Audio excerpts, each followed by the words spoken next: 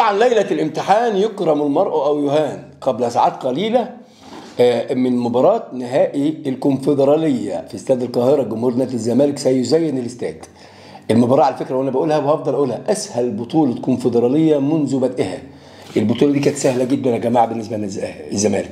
البطولة ما كانش فيها فرق تقدر تحرجك.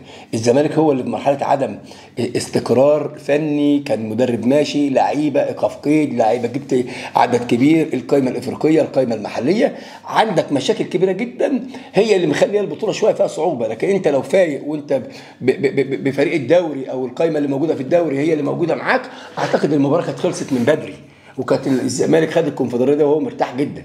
لكن مشكلتك في القائمه الافريقيه واللعيبه اللي معاك اللي انا شايف اقل كتير جدا من القائمه المحليه. انت هتلعب النهارده مباراه الروح والرجوله سر الفوز بالبطوله، ده عنوان فيديو بتاعي، الروح والرجوله سر الفوز بالبطوله. لعيبه نادي الزمالك لازم تنزل تقاتل عشان جمهورها اللي هيبقى مالي الاستاد. في لعيبه كتيره جدا مش هتشوف اول مره هتشوف اللي هتشوفه النهارده. نادي الزمالك بيعمل جمهور، بيعمل العجب، بيصنع المعجزات في الملعب. جمهور نادي الزمالك هو لعيب رقم واحد في الملعب. هو لما بيبقى صاحي المفروض الفرقه تبقى صاحيه. عايزين نستغل كل الفرص، عايزين احمد سيد زيزو، اللعيبه الكبار، اللعيبه اللي نقدر نقول عليها بنعتمد عليها بشكل كبير، سيف الدين الجزيري عايزين نشوفه النهارده موجود. نتمنى مصطفى شلبي، نتمنى نص لعيبه نص ملعبك، نبيل عماد دونجا، محمد شحاته، اللعيبه الكبيره دي اللي انا بقول عليها السر في النهارده. المسلوس حسام عبد المجيد يا رب يبقى فايق. فتوح بقى عايزين نشوفك يا فتوح في القاهره، عايزينك تعمل حلو قوي على الواد الفحلي، تعمل جيم عالي.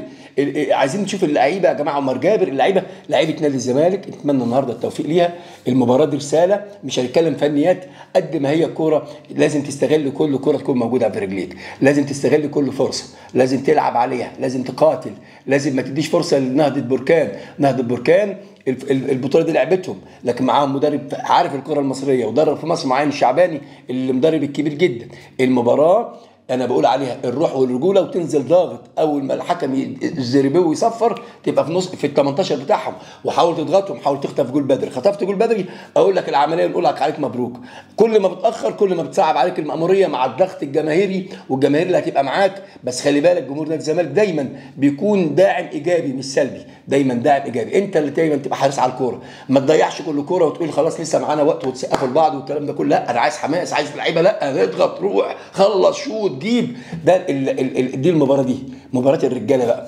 وانا دايما بقول اللعيب الكبير بيبان في المباراه الكبيره، اللعيب اللي له وزنه بيبان في المباراه الكبيره. المباراه النهارده دي مباراه كبيره، مباراه انا شايفها تبقى مباراه صعبه جدا، بس نتمناها تبقى سهله لو انت خلصتها من بدري ونزلت من بدري وكان عندك اراده واضحه انك تخلص المباراه من بدري. ان شاء الله هنبارك وهنحتفل وهتبقى احتفاليه حلوه تليق باسم جمهور نادي الزمالك.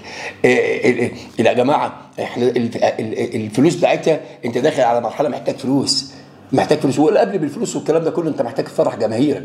المفروض ترد نادي الزمالك جمهوره بيشجعك مش عشان تكسب، والله هو بيشجعك عشان بيحبك، مش عشان تجيب بطوله ولا عشان ده كله، هو بيحبك. فانت ردك يمين له انك انت تجيب له بطوله، بس تقول له انا تعبت اهو انت جيت عشاني، انا بقول لك شكرا. ده رد الجميل انك انت تفوز. البطوله يا جماعه في استاد القاهره، النهائي في استاد القاهره. الماتش اللي فات ننساه، الماتش اللي فات انت اللي عملت بنفسك كده. انت اقسم بالله لو نازل ومركز كان ممكن تخلص الجيم.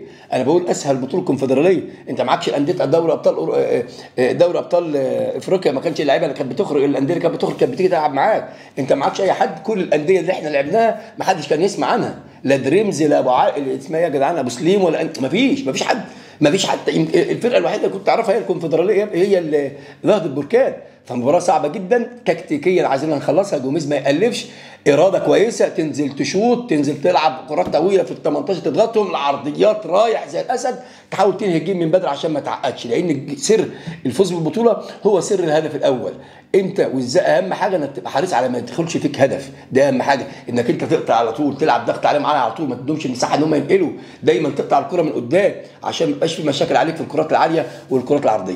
نتمنى التوفيق لنادي الزمالك. قبل الامتحان يكرم المرء ويهان. كل التوفيق لجمهور نادي الزمالك، كل التوفيق لنادي الزمالك النهارده في نهائي الكونفدراليه، والكل يقول يا رب كده ان شاء الله. وسر البطوله الرجوله. سلام عليكم.